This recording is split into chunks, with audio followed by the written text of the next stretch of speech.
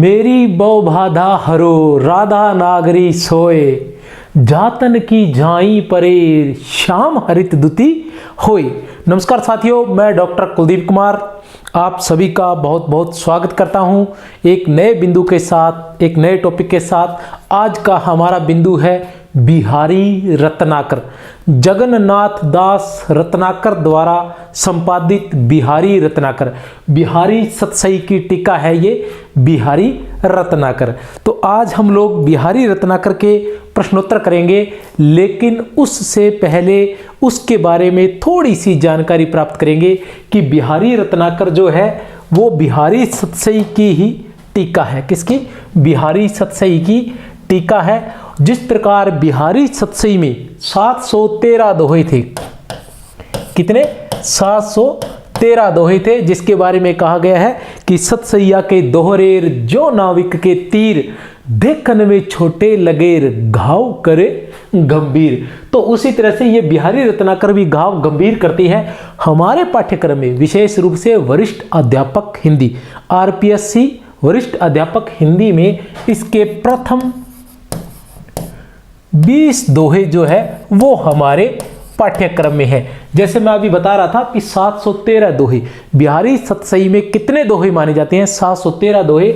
उसी तरह बिहारी रत्नाकर में भी 713 दोहे ही रखे गए हैं, जिसका प्रथम दोहा मैं अभी बोल चुका हूं, फिर से बोल देता हूं। प्रथम दोहा जो है वो है सतसई मेरी भव बाधा हरो, मेरी भव बाधा हरो राधा नागरी सोई, जातन की झाई परे श्याम हरित द्युति होय। तो मेरी भव बाधा हरो मतलब सबसे पहले जो स्मरण किया गया है बिहारी रत्नाकर में या बिहारी सतसई में, किसका किया गया है? राधा का। किसका? राधा का स्मरण किया गया है। तो ये थे बिहारी रत्नाकर। बिहारी रत्नाकर जो थे, इनके बारे में थोड़ा सा बता देना चाहता हूं। बिहारी रत्नाकर जी का जन्म 1866 ईस्वी में हुआ था। कब हुआ था? 1866 ईस्वी में इनका जन्म हुआ था। और ये इनके लिए भारतेंदु ने महाकवि होने का आशीर्वाद दिया था। महाकवि होने का क्यों दिया था? इनके जो पिता थे, जगन्नाथ दास रत्नाकर के जो पिता थे, वो भारतेंदु के परम मित्र थे। भारतेंदु जी के परम मित्र थे। बचपन में ही ये भारतेंदु जी से मिलते रहते थे और उसी दौरान भारतेंदु जी ने इनको इनकी प्रतिभा को देखकर इन्हें महाकवि होने का आशीर्वाद दिया था। जगन्नाथ दास रत्नाकर विशेष रूप से ब्रज भाषा में लिखते थे। किस भाषा में? ब्रज भाषा में लिखते थे। और जक्की उपनाम से ये अपनी रचनाएं किया करते थे। किस उपनाम से? जक्की उपनाम से। ये इनके बारे में था। बिहारी जी के बारे में हम देखते हैं। बिहारी जी का जन्म भी कब हुआ था? 1595 ईस्वी में। कब हुआ था? 1595 में ईस्वी में उनका जन्म हुआ था। किसका? बिहारी दास जी का। चलो चलते हैं इसके बाद प्रश्नोत्तर पर। प्रश्नोत्तर की बात करते हैं हम।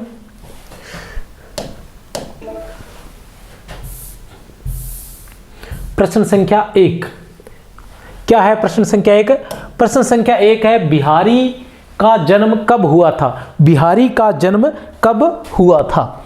इससे पहले मैं थोड़ा सा, ये पुस्तक है हमारे पास बिहारी रत्नाकर जगन्नाथ दास जी द्वारा संपादित, तो इसी के बारे में मैं थोड़ा सा बता देना चाहता हूं आपको कि महाकवि बिहारी की रचना बिहारी सतसई यदि हिंदी काव्य संसार की मुक्तमणि है, तो बिहारी रत्नाकर इस कृति को काव्य रसिकों का कंठहार बनाने वाली सामर्थ्यवान टीका है।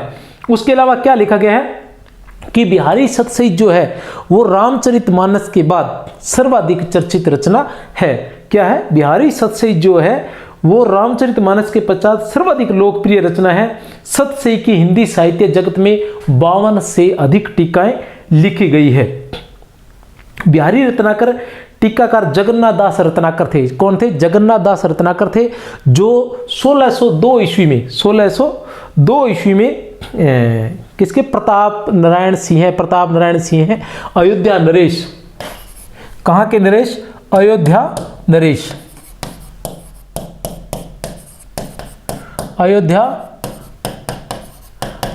अयोध्या नरेश प्रताप नारायण सिंह के ये सेक्रेटरी थे। बाद में 1906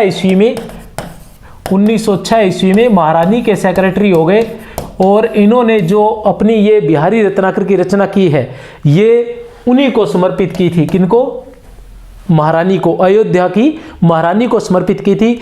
इसका जो प्रकाशन है वो सबसे पहले कहाँ से हुआ था? जयपुर से हुआ था। कहाँ से हुआ था? जयपुर से इसका प्रकाशन हुआ था। कब प्रारंभ हुई थी यह रचना प्रारंभ हुई थी? रत्नाकर ने इस टीका को संवत 1978 में प्रारंभ किया था। 1978 से तात्पर्य है 1921 ईस्वी में। 1921 ईस्वी में प्रारंभ किया था और 1922 ईस्वी में इसे समाप्त किया था। और कहाँ किया था इसे? निशात बाग, कश्मीर। और ये जो अयोध्या में इसका प्रारंभ किया था और निशात बाग में ये संपन्न हुई थी। कहाँ? अयोध्या में इसे लिखना प्रारंभ किया था। और कहाँ? कश्मीर के निशात बाग में यह संपन्न हुई थी। कहाँ? अयोध्या के निशात बाग में यह संपन्न हुई थी। बिहारी सतसई का अनुवाद जो है संस्कृत, गुजराती, उर्दू, फारसी, बांग्ला, अंग्रेजी आदि अनेक भाषाओं में हुआ और अनेक चित्रकारों ने इस पर चित्र भी बनाए हैं। अब हम देखते हैं प्रश्न संख्या 1 क्या है। प्रश्न संख्या 1 ये है कि बिहारी का जन्म कब हुआ था? बिहारी का जन्म कब हुआ था? ए, बै, से या फिर दे? ए, बै, से या फिर दे? तो कब हुआ था? दे। 1595 ईस्वी में। कब हुआ था? 1595 ईस्वी में। कहाँ हुआ था? वसुआ, गोविंदपुर, ग्वालियर। कहाँ हुआ था? वसुआ, गोविंदपुर, ग्वालियर में। वसुआ, गोविंदपुर, ग्वालियर में इनका जन्म हुआ था और निधन हुआ था इनका 1663 ईस्वी में। कब हुआ था? 1663 ईस्वी में इनका निधन हुआ था। किनका? बिहारी का।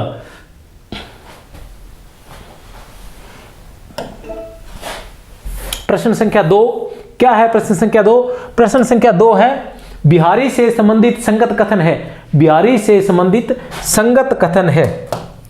क्या पूछा है? संगत कथन। ध्यान रखना है हमें। इनका बचपन बुंदेलखंड में बीता। विवाह। इनका बचपन बुंदेलखंड में बीता। बिल्कुल सही बात है। विवाह के पश्चात ये अपनी ससुराल मथुरा आकर बस गए। बिल्कुल सही बात है। बिहारी चौबे ब्राह्मण थे। बिल्कुल सही बात है। उत्तर है द उपयुक्त सभी। जब बिहारी रत्नाकर की बात आए तो आप 2 बातें विशेष रूप से ध्यान रख लेना कि आपसे जो पूछा जा रहा है वो बिहारी जी के बारे में पूछा जा रहा है या बिहारी सतसई के बारे में पूछा जा रहा है या जगन्नाथ दास रत्नाकर के बारे में पूछा जा रहा है या जगन्नाथ दास रत्नाकर के बारे में पूछा जा रहा है या बिहारी रत्नाकर के बारे में। कहने से तात्पर्य यह है कि आपसे जो पूछा जा रहा है वो बिहारी के बारे में पूछा जा रहा है या जगन्नाथ दास रत्नाकर के बारे में पूछा जा रहा है। इन 2 बातों को आप ध्यान रख लेना, कहीं कोई गलती मत कर देना, क्योंकि संबंधित असंबंधित जब संगत असंगत कथन आएंगे तो वो हो सकता है पूछ रहा है बिहारी के लिए और आपके दिमाग में यह बात रह जाए कि वह जगन्नाथ दास रत्नाकर के बारे में पूछ रहा है, तो यहां संगत असंगत में कोई ऐसी बात आ गई तो गड़बड़ हो जाएगा। तो इसलिए जब भी बिहारी रत्नाकर की बात आए तो आप लोग ये अच्छे से ध्यान रख लेना कि बात किसकी हो रही है, बिहारी की हो रही है या फिर जगन्नाथ दास रत्नाकर की हो रही है। बहुत ही महत्वपूर्ण बात है ये। बिहारी को काली पहाड़ी गांव की जागीर पुरस्कार के रूप में किस से प्राप्त हुई थी? काली पहाड़ी गांव की जागीर पुरस्कार के रूप में किस से प्राप्त हुई थी? ए, बै, से या फिर द? ए, बै, से या फिर द किस से प्राप्त हुई थी काली पहाड़ी की जागीर? तो किस से प्राप्त हुई थी? ए, महाराजा जय सिंह से। किस से प्राप्त हुई थी? महाराजा जय सिंह से प्राप्त हुई थी। प्रश्न संख्या 4 क्या है? प्रश्न संख्या 4 में बिहारी के दोहों का संस्कृत में अनुवाद किसके द्वारा किया गया? बिहारी के दोहों का संस्कृत में अनुवाद किसके द्वारा किया गया? ए बै से या फिर द, ए बै से या फिर द, तो किसके द्वारा किया गया था? ए के द्वारा, पंडित परमानंद के द्वारा। किसके द्वारा? पंडित परमानंद के द्वारा। किस नाम से किया गया था? श्रृंगार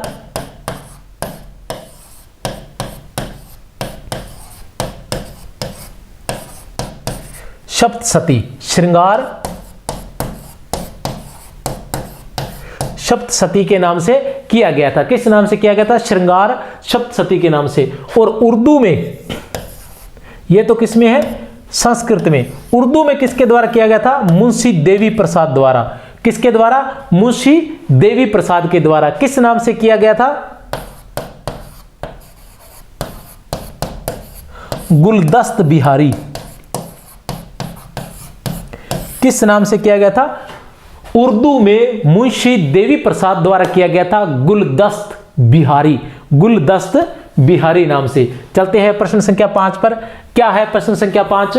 प्रश्न संख्या 5 है, यदि प्रबंध काव्य एक, मैं थोड़ा सा स्पीड से चलूंगा क्योंकि अभी आज तो 20 तारीख है, कल 21 है, परसों आपकी परीक्षा है। यदि प्रबंध काव्य एक विस्तृत वनस्थली है तो मुक्तक एक चुना हुआ गुलदस्ता है। किसका कथन है? ए बैस है या फिर द, ए बैस है या फिर द, तो किसका कथन है? कथन है यह बै का, आचार्य रामचंद्र शुक्ल का। आचार्य, यदि प्रबंध काव्य एक विस्तृत वनस्थली है तो मुक्तक एक चुना हुआ गुलदस्ता है। यहां किसके लिए कहा गया है? बिहारी की रचना बिहारी सतसई के लिए, क्योंकि बिहारी सतसई एक मुक्तक रचना है, वो अपने आप में एक चुना हुआ गुलदस्ता है। उसके अंदर सभी जो दोहे हैं वो फूल के समान चुने हुए, एक पूरे लंबे वनस्थली से जैसे फूल चुनकर एक जगह रख दिए जाते हैं, वैसे लग रहा है इस पूरे हिंदी साहित्य संसार से या पूरे साहित्य संसार से कुछ दोहे फूलों के समान उठाकर रख दिए गए हो। यही बात कौन कहना चाह रहे हैं? आचार्य रामचंद्र शुक्ल। श्रृंगार रस के ग्रंथों में जितनी ख्याति और जितना मान बिहारी सतसई का हुआ है, क्या?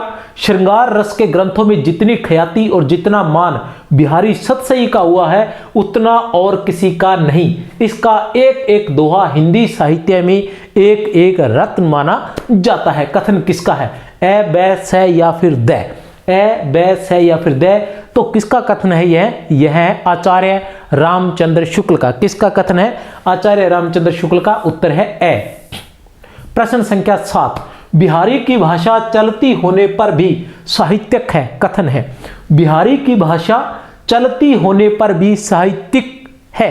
कथन किसका है? ए बै से या फिर द, तो किसका कथन है? यह भी कथन जो है किसका है? आचार्य रामचंद्र शुक्ल का। किसका कथन है? आचार्य रामचंद्र शुक्ल का। मैं फटाफट से आपको करवा दूंगा, जहां जरूरत होगी वहां थोड़ा सा विस्तार देने का प्रयास करूंगा। बिहारी रत्नाकर का प्रथम दोहा है ए बै से या फिर द। बिहारी रत्नाकर का, जो बिहारी रत्नाकर का है वहीं बिहारी सतसई का भी है। क्या है बिहारी रत्नाकर का प्रथम दोहा? द, मेरी भव बाधा हरो, मेरी भव बाधा हरो, राधा नागरी सोई, जातन की झाई परे, श्याम हरित द्युति हुई। इस दोहे पर भी विस्तार डालेंगे आगे, इसी पर प्रश्न आने वाला है। बिहारी रत्नाकर का संपादन किसके द्वारा किया गया था? कोई बड़ी बात नहीं है। बिहारी रत्नाकर का संपादन किसके द्वारा किया गया था? जगन्नाथ दास रत्नाकर द्वारा किया गया था। कब प्रारंभ किया गया था? 1921 में। कहां से प्रारंभ किया गया था? अयोध्या से। कहां से प्रारंभ किया गया था? अयोध्या से। और कहां खत्म हुआ था? कश्मीर के निशांत बाग में। कश्मीर के निशांत बाग में। कब खत्म हुआ था? 1922 ईस्वी में। किसको समर्पित थी ये रचना? अयोध्या की महारानी को समर्पित थी ये रचना। इसका प्रथम प्रकाशन कहां से हुआ था? जयपुर से हुआ था। कहां से हुआ था प्रथम प्रकाशन? जयपुर से हुआ था। लल्लू लाल कृत बिहारी रत्नाकर की टीका किस नाम से प्रकाशित हुई? लल्लू लाल कृत बिहारी रत्नाकर, सॉरी बिहारी रत्नाकर नहीं है, यहां बिहारी सतसई है। बिहारी रत्नाकर की जगह क्या होगा? बिहारी सतसई। बिहारी सतसई की टीका किस नाम से प्रकाशित हुई थी? ए बै से या फिर द, तो किस नाम से? बै, लाल चंद्रिका टीका के नाम से। किस नाम से? लल्लू लाल की किस नाम से? लाल चंद्रिका के नाम से। कोई समस्या नहीं है, बड़ा ही आसान है।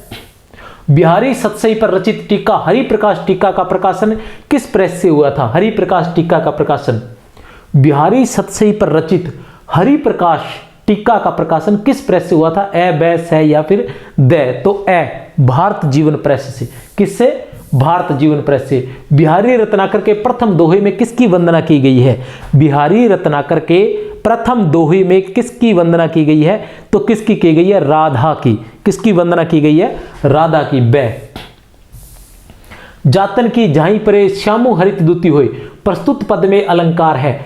जातन की झाई परे श्याम हरित दुति होय, प्रस्तुत पद में अलंकार है। जातन की झाई परे श्याम हरित दुति होय, प्रस्तुत पद में अलंकार है। कौन सा अलंकार है प्रस्तुत पद में? हम देखते हैं।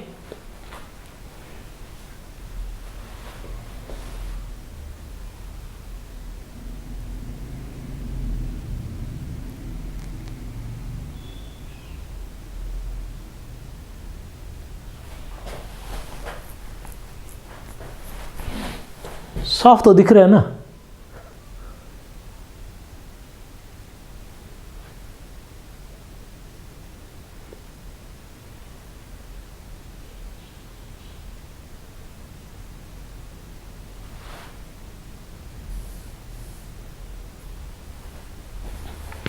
जातन की झाई परे श्याम हरित दुति होए, प्रस्तुत पद में अलंकार है। कौन सा अलंकार है प्रस्तुत पद में? ए, बै, से या फिर दै? तो कौन सा है? बै। श्लेष अलंकार। कैसे है श्लेष अलंकार? कि यहाँ शब्द आया झाई और श्यामु और हरित द्युति। क्या है? हरित द्युति। यहाँ तीन शब्द आए हैं। इन तीनों ही शब्दों के तीन तीन अर्थ निकलते हैं। जहां किसी एक शब्द के दो या दो से अधिक अर्थ निकलते हो, जहां किसी एक शब्द के दो या दो से अधिक अर्थ निकलते हो, वहां श्लेष अलंकार होता है। इन शब्दों के कैसे अर्थ निकलते हैं मैं बताने का प्रयास करूंगा थोड़ा सा यहीं पर ही। कि सबसे पहले आया है झाई, दूसरा शब्द है श्यामु, तीसरा शब्द है हमारे पास हरित दुति। तो सबसे पहले हम इसको लेंगे रंग के रूप में। रंग के रूप में झाई अर्थात झलक पड़ने से। झलक पड़ने से तो पहला अर्थ हमारे पास आ जाएगा झलक। पहला अर्थ क्या है हमारे पास? झलक पड़ने से। क्या हो जाता है? श्यामु। श्यामु अर्थात श्यामु कृष्ण का कौन सा रंग है? नीला रंग। ठीक है, तो नीले रंग जो श्यामु का अर्थ है नीला रंग। ठीक है ना। हरित दुति हुई क्या हो जाता है? हरा। झलक, झलक से तात्पर्य झाई अर्थात झाई कैसी पड़ेगी? एक मिनट, झलक भी मान सकते हैं और आप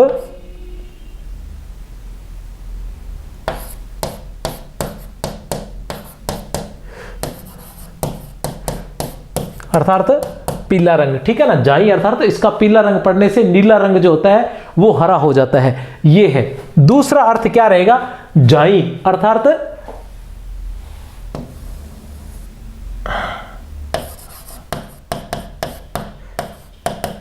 दूसरा अर्थ रहेगा झाई अर्थात झलक। झलक पड़ने से क्या हो जाता है? श्यामु अर्थात कृष्ण। श्यामु किसको कहा गया? कृष्ण को।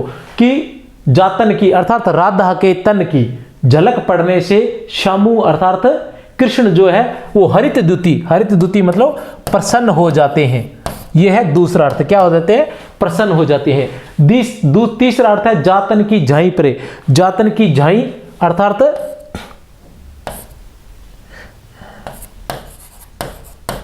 जिसके तन की कृपा होने से। श्यामु, श्यामु किसका है? काला। काला अर्थात पाप। पाप क्या हो जाता है? हरित द्युति मतलब प्रभावहीन। क्या हो जाता है? प्रभावहीन हो जाता है। बिहारी रत्नाकर में इन तीनों शब्दों को ये तीन अर्थ बताए गए हैं। तो इससे क्या हुआ? जहां एक शब्द के दो या दो से अधिक अर्थ निकलते हो वहां कौन सा अलंकार होता है? श्लेष अलंकार होता है। इसलिए यहां कौन सा अलंकार है? श्लेष अलंकार है। अपने अंग के जानी के जोबन नृपति प्रवीण। अपने अंग के जानी के जोबन नृपति प्रवीण। उपयुक्त पद में अलंकार है। ए, बै, से या फिर दै। ए, बै, से या फिर दै। तो बै कैसे है? बै जोबन नृपति यौवन रूपी राजा। यौवन रूपी राजा। ठीक है। अपने अंग के जानी के जोबन नृपति प्रवीण, यौवन रूपी राजा। तो कौन सा अलंकार हुआ? यहां रूपक अलंकार हुआ। प्रश्न संख्या 15, शनि कजल में शनि को काजल क्यों कहा गया है? शनि कज्जल में शनि को काजल क्यों कहा गया है? ए बै है या फिर दे? तो क्या बै, काला होने के कारण शनि को कज्जल कहा गया है। काजल भी काला होता है और शनि भी काला होता है, इसलिए उसको कज्जल अर्थात काजल कहा गया है। आंखों में डालने वाला। अपने अंग के जानिके, आंख नहीं है ये, सॉरी, अपने, जो पहले आ चुका है वही दो है। अपने अंग के जानिके जोबन नरपति प्रवीण, स्तन मन नैन नितंब को, स्तन मन नैन नितंब को बड़ो इजाफो कीन। उपयुक्त पद में किस नायिका का वर्णन हुआ है? उपयुक्त पद में किस नायिका का वर्णन हुआ है? ए बैस है या फिर दे? ए बैस है या फिर दे? तो किस नायिका का वर्णन हुआ है? नव यौवना नायिका का। ये नायिका भेद में आता है और नायिका भेद के रूप में अलग अलग विद्वानों ने, अलग अलग साहित्यकारों ने बहुत से भेद, नायिका के भेद और उपभेद माने हैं। उन्हीं में से एक भेद है नव यौवना नायिका। अपने अंग के जानिके जोबन नरपति प्रवीण, स्तन मन नैन नितंब को बड़ो इजाफो कीन। वैसे कौन सा अलंकार है यहाँ? जोबन नरपति में कौन सा अलंकार है? रूपक अलंकार है। खुबी खुबी जिये माई, पद में अलंकार है। खुबी खुबी जी है माई, खुबी खुबी जिये माही, कौन सा अलंकार है इसमें? ए बैस है या फिर दे? ए बैस है या फिर दे? तो कौन सा अलंकार है? बै, यमक अलंकार। कैसे है? खुबी खुबी जिये माई, क्या है? मनमथ नेजा नोकसी, मनमथ नेजा नोकसी खुबी खुबी जिये माए। मनमथ नेजा नोकसी, मनमथ अर्थात कामदेव के भाले की, नोकसी कामदेव के भाले के नोकसी, कामदेव के भाले की नोकसी खुबी खुबी जिये माई। तो खुबी खुबी यमक अलंकार है। कैसे? खुबी खुबी के दो अर्थ है। पहले का अर्थ है कान का आभूषण,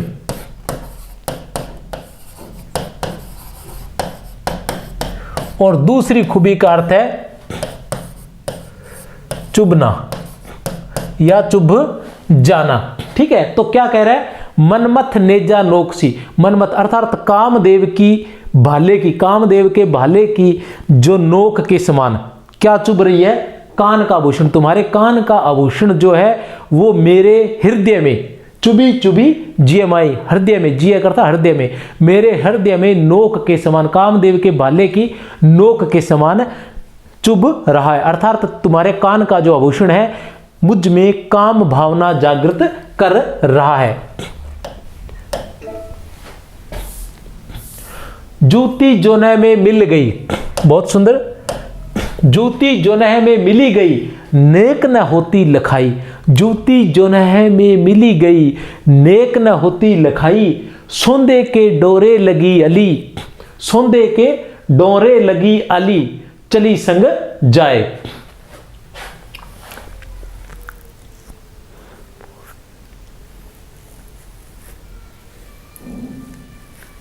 सोंदे के डोरे लगी अली,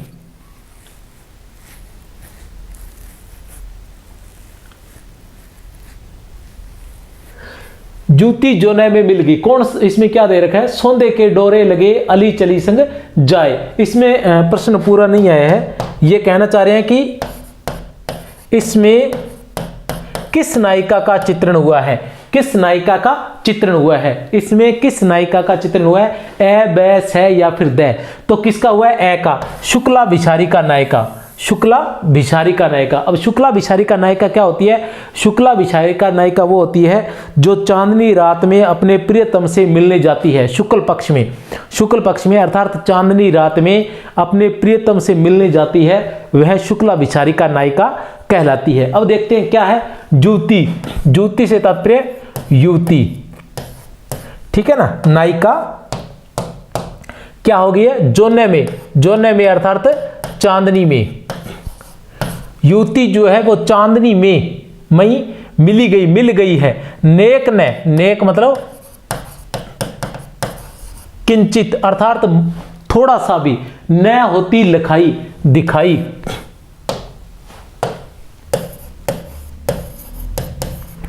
मतलब युवती जो है, नायिका जो है, वो चांदनी में ही मिल गई है, क्योंकि उसका जो बदन है वो गोरा बदन होने से वो चांदनी में ही मिल गई है, नेक किंचित मात्र भी दिखाई नहीं दे रही है। सौंदे के अर्थात सुगंध के डोरे अर्थात धागे से। लगी अली अर्थात सखी, उसकी सखी जो है वो सुगंध के डोरे से ही अर्थात उसकी सुगंध से ही उसके साथ चली जा रही है। बाकी वो चांदनी रात में चांदनी के साथ ही मिल गई है, कहीं दिखाई नहीं दे रही है। किस नायिका का वर्णन है ये? शुक्ला विशारिका नायिका का यहां वर्णन है। क्यों न नरपति हवे भोगवे लही सुदेशु सब देहु। ये प्रश्न थोड़ा गलत हो गया था बीच में।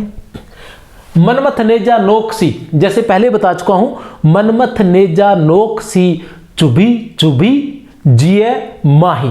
मनमथ नेजा नोकसी चुभी चुभी जिए माही में अलंकार है ए बै से या फिर द।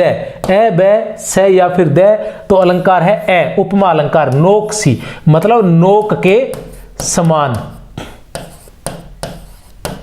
कौन चुभ गया नोक के समान? कान का आभूषण। तो कान के आभूषण को किसकी उपमा दी गई है? कामदेव के भाले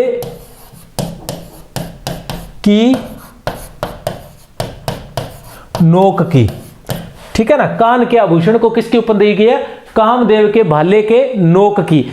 कान का जो आभूषण है वो कामदेव के भाले की नोक के समान मेरे हृदय में, जिए में चुभ गया है।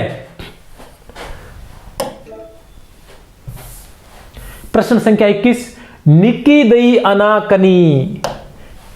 निकी दई अनाकनी शायद पहले आ चुका है यह प्रश्न। निकी दई अनाकनी, निकी दई अनाकनी फीकी परी गुहारी तजो मनो तारण बिरहू बारक बारनु तारी। उपयुक्त पद में भाव है ए बै से या फिर द। उपयुक्त पद में भाव है, कौन सा भाव है? ए बै से या फिर द। तो कौन सा भाव है? भक्त का उलाहना, भक्त का उपालम। भक्त जो है वो उल्हाना दे रहे हैं अपने आराध्य को। क्या आराध्य को उल्हाना दे रहे हैं वो देखते हैं हम। दोहा जानने के बाद हमें पता चलेगा क्या। निकी दई अनाकनी, निकी दई अनाकनी अर्थात हे मेरे आराध्य, तूने अच्छी आनाकानी की, मेरी तरफ से अच्छी आनाकानी की। फीकी, फीकी अर्थात प्रभावहीन। परी हो गई, गुहारी पुकार या प्रार्थना, अरदास, अर्चना, निवेदन, ये सारे जो हैं वो फीके पड़ गए, प्रभावहीन पड़ गए। तूने मेरी तरफ से अच्छी आनाकानी की कि मैंने जो भी तुमसे प्रार्थना की थी वो सारी की सारी प्रभावहीन रही, वो फीकी पड़ गई। तजो मनो, तजो मनो, तजो अर्थात त्याग दिया है, त्याग दिया है मानो। तारण बिरहु, तारण बिरहु तारने वाला जो तुम्हारा रूप है या तारने वाला स्वभाव, जो तारने वाला स्वभाव है, ऐसा लगता है कि तूने त्याग दिया। बारक एक बार, बारनु अर्थात हाथी, तारी अर्थात तार कर, अर्थात उसको मुक्ति देकर कि हे ईश्वर तूने मेरी तरफ से अच्छी आनाकानी की, मेरी सारी प्रार्थनाएं प्रभावहीन हो गई। ऐसा लगता है कि तूने जो तारने का जो स्वभाव है वो शायद छोड़ ही दिया है। एक बार हाथी को तार कर या एक बार हाथी का उद्धार करने के बाद तेरा जो उद्धार करने का स्वभाव था मानो वो त्याग ही दिया है। ठीक है, मनो आगे है कौन सा अलंकार है? उत्प्रेक्षा अलंकार है। यहां कौन सा अलंकार है? उत्प्रेक्षा अलंकार है। बारनु का अर्थ है, बारनु का अर्थ है पीछे आ चुका है। बारनु का अर्थ है हाथी। क्या है बारनु का अर्थ? हाथी। जोग जुक्ति सिखे, काफी टफ है ये, देख लेते हैं। जोग जुक्ति सिखे सब मनो महामुनि मन, महामुनि मैन। चाहत पिय अद्वैतता कानूनु सेवत नैन। उपयुक्त पद में किसका वर्णन है? उपयुक्त पद में किसका वर्णन है? क्या है? जोग जुगति सिखे सब मनो महामुनि मेन, चाहत पिय अद्वैतता कानूनु सेवत नैन।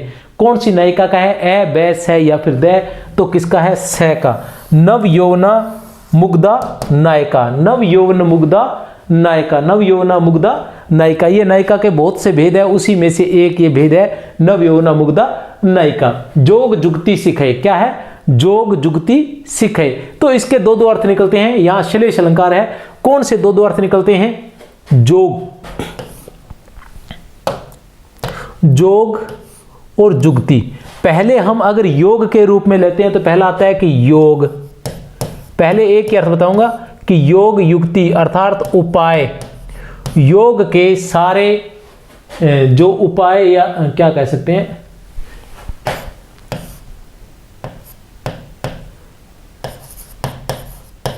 क्रियाएं कह देंगे अपने। योग की सारी क्रियाएं सिखाए, सिखा दिया है सब मनो महामुनि, महामुनि ने तुम्हें योग की सारी क्रियाएं सिखा दी है। चाहत पिय अद्वैतता, पिय अर्थात परमात्मा। योग के द्वारा तुम परमात्मा को अद्वैतता, अभिन्नता प्राप्त करना चाहते हो, भी ईश्वर में ही मिलना चाहते हो। काननु, वन को, वन सेवत मतलब सेवा करके, ठीक है ना, कि तुम वन में सेवा करके उस परमात्मा से अभिन्नता प्राप्त करना चाहते हो, उससे एक मतलब उसी में समाना चाहते हो। फिर आता है दूसरा जो इसका अर्थ रहेगा, यहां श्लेष अलंकार है। दूसरे जो अर्थ रहेंगे, पहला योग, योग से संबंधित, दूसरा है किससे? मिलन से संबंधित या प्रिय के मिलन से, कि योग, जोग मतलब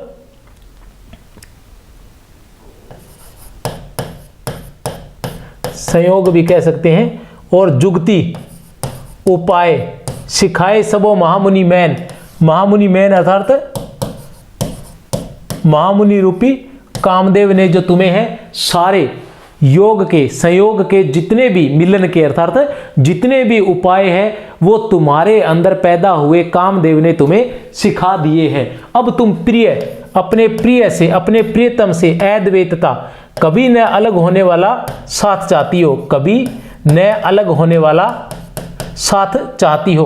कानूनु सेवत नैन, जो तुम्हारे नैन है वो किसकी सेवा कर रहे हैं? कानों की सेवा कर रहे हैं, कानों की सेवा कर रहे हैं। कानों की सेवा कैसे कर रहे हैं? कि जो नैन है वो काफी बड़े हो गए हैं, किसके कारण? तुम्हारी खूबसूरती के कारण नैन जो बड़े हो गए हैं। जोग जुक्ति सिखाए सब मनो महामुनि मैन, चाहत पिय अद्वैतता कानूनु सेवत नैन। चलो आगे चलते हैं। खरी पात्री कान की, खरी पात्री कान की,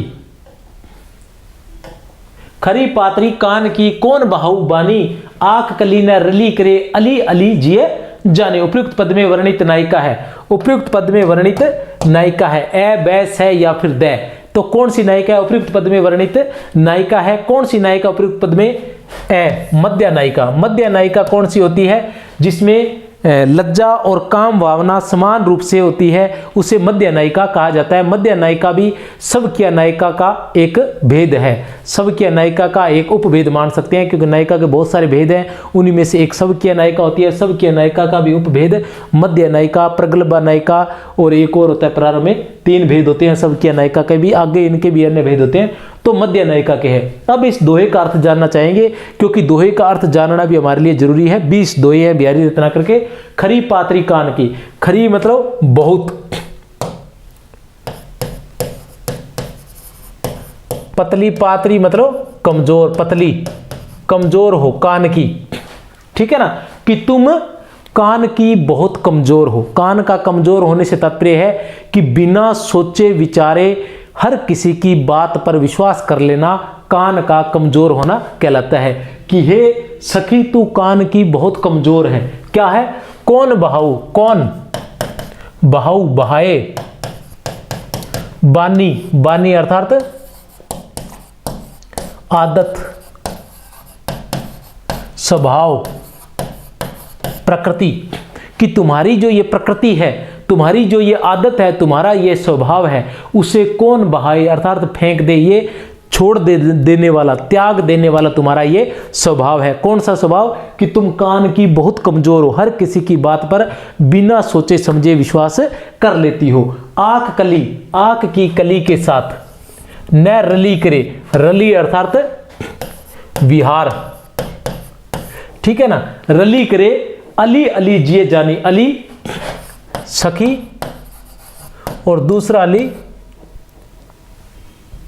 रली करे अली, पहला अली है भरमर और दूसरा अली है सखी, जिए जाने, हृदय में जान ले, कि हे सखी तू हृदय में जान ले कि आंख की कली के साथ, आंख की कली अर्थात जो दूषित कह सकते हैं या जो हानिकारक हो, तो इस तरह से, या जिसमें कोई बुराई हो, तो जैसे तुम्हारे अंदर भी ये बुराई है कि तुम हर किसी की बात पर विश्वास कर लेती है, तो जिस प्रकार आंख की कली के साथ, तो ऐसी जो है युवती के साथ नायक जो है वो विहार नहीं करता है।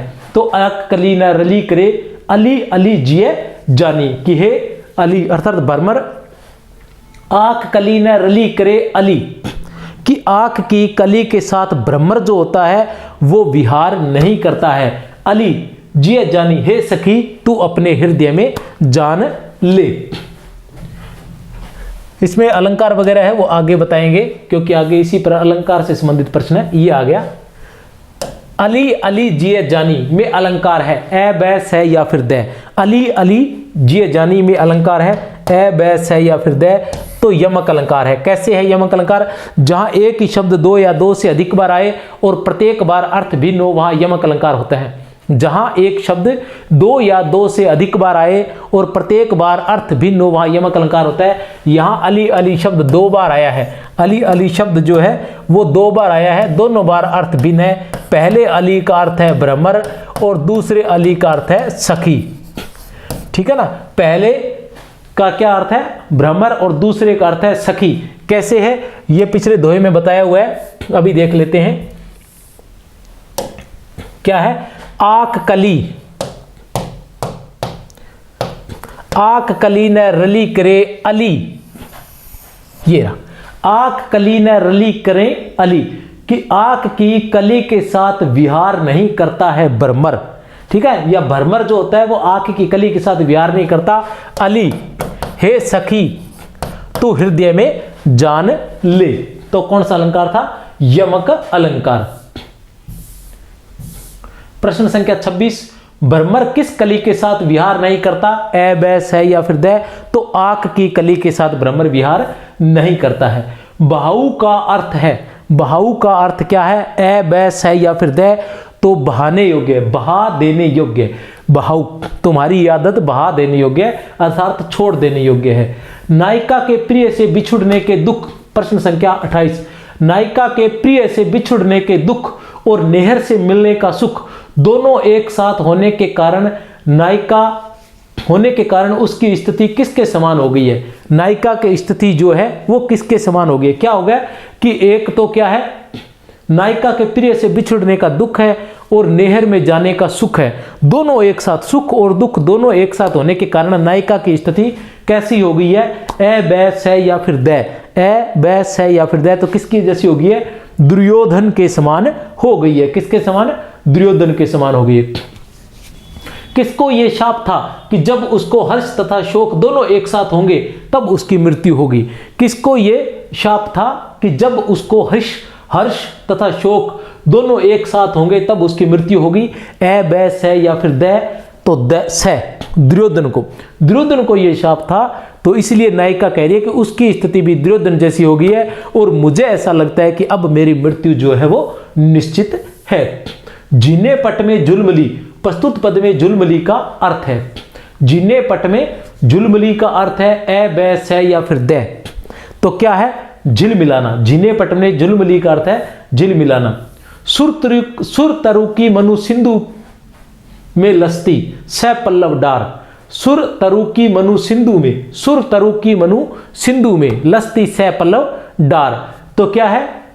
झीने पट में झुलमली, पीछे आया था ना, झीने पट में झुलमली झलकती ओप अपार, झीने पट में झुलमली झलकती ओप अपार। कवि कहना चाहता है कि झीने पट में, झीने वस्त्रों में झिलमिलाती हुई, जो उसकी काया है, उसका शरीर जो है वो झीने वस्त्रों में ऐसे झिलमिलाता हुआ नजर आ रहा है। कैसे? जैसे सुरतरु कल्पतरु की जैसे कोई डाली, कल्पतरु की, कल्प वृक्ष की जैसे कोई डाली जो है वो सिंधु में लसती सह पल्लव डार, सुरतरु की मनु सह पल्लव सहित, पत्तों सहित कोई डार डाली जो है वो जा रही हो सिंधु के अंदर, ऐसा लग रहा है। मतलब जैसे कि झीने कपड़ों के अंदर जो नायिका का शरीर है वो इस प्रकार लग रहा है जैसे समुद्र में कोई डाली पड़ी, पत्तों सहित कोई डाली पड़ी हुई हो। उपयुक्त पद में अलंकार है, कौन सा अलंकार है? उत्प्रेक्षा अलंकार। कौन सा अलंकार रहेगा? उत्प्रेक्षा अलंकार रहेगा, क्योंकि मनु जो आया है, वाचक शब्द आया उत्प्रेक्षा का, मनु मनो जनु जनो, ठीक है, उत्प्रेक्षा।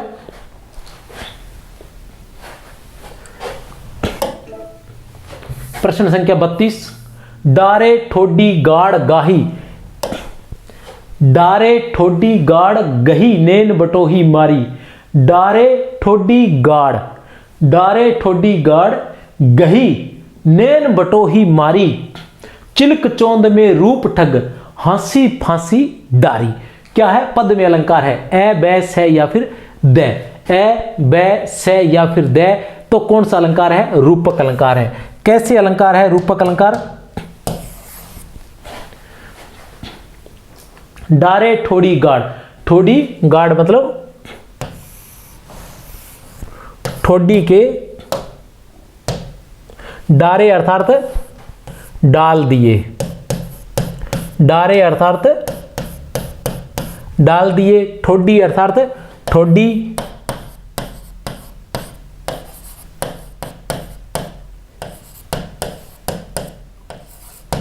के गड्ढे में, ठोडी के गड्ढे में गही अर्थात पकड़कर, नैन बटोही नेत्र रूपी पथिक, मारी अर्थात मारकर। ठीक है, पहले अपन ऐसा लेते हैं कि ऐसा लगता है कि ठोडी के गड्ढे में नेत्र रूपी जो पथिक थे, ऐसा लगता है कि मारकर ठोडी के गड्ढे में गाड़ दिए हैं। नेत्र रूपी पथिक जो है, अब ये नायक के नेत्र हैं, नायक के जो नेत्र हैं वो नायिका के ठोडी के गड्ढे में, मतलब वो ठोडी पर जो गड्ढा बना हुआ है उसमें अटक गए हैं, वो कहीं और कहीं देख ही नहीं पा रहे हैं। तो ऐसे लग रहा है कि ये जो आंखों रूपी पथिक थे इनको मारकर उस खड्डे में डाल दिया गया है। चिल्क चौंद, चिल्क अर्थात चमक, चौंद होती है सुबह का प्रकाश, तारों का जो प्रकाश होता है, में रूप ठग, सौंदर्य रूपी ठग, रूप ठग सौंदर्य रूपी ठग ने हंसी फांसी, हंसी रूपी फांसी, क्या है? हंसी रूपी फांसी डारी डालकर। अब आते हैं पूरी बात पर कि चिल्क चौंद, चिल्क चौंद क्या होती है, थोड़ा सा इसके बारे में बता देते हैं। चिल्क चौंद क्या होती है? उसके अंदर जैसे सुबह सुबह जो तारों का प्रकाश होता है, तारों या चांदनी रात के कारण क्या होता है, पथिक जो होते हैं वो क्या करते हैं कि तारों की रात को ये देखकर कि कहीं दिन उग गया है और वो रात में ही चल पड़ते हैं, उनको लगता है कि दिन उगने वाला है, क्योंकि जो भी पथिक होता है वो सुबह सुबह जल्दी निकलता है।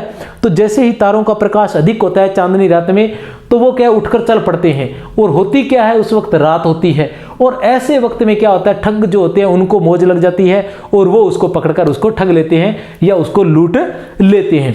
तो इसी प्रकार दोहे में जो है बिहारी जी क्या कह रहे हैं कि चिल्क चौंद में रूप ठग, कि चिल्क चौंद में जो ये प्रकाश है उसके अंदर क्या है कि रूप ठग, सौंदर्य रूपी ठग जो है, सौंदर्य रूपी ठग ने अपनी हंसी की फांसी में डालकर, सौंदर्य रूपी ठग ने अपनी हंसी की फांसी में, हंसी रूपी फांसी में डालकर क्या है, नैन रूपी पथिकों को मारकर ठोडी के गड्ढे में डाल दिया है।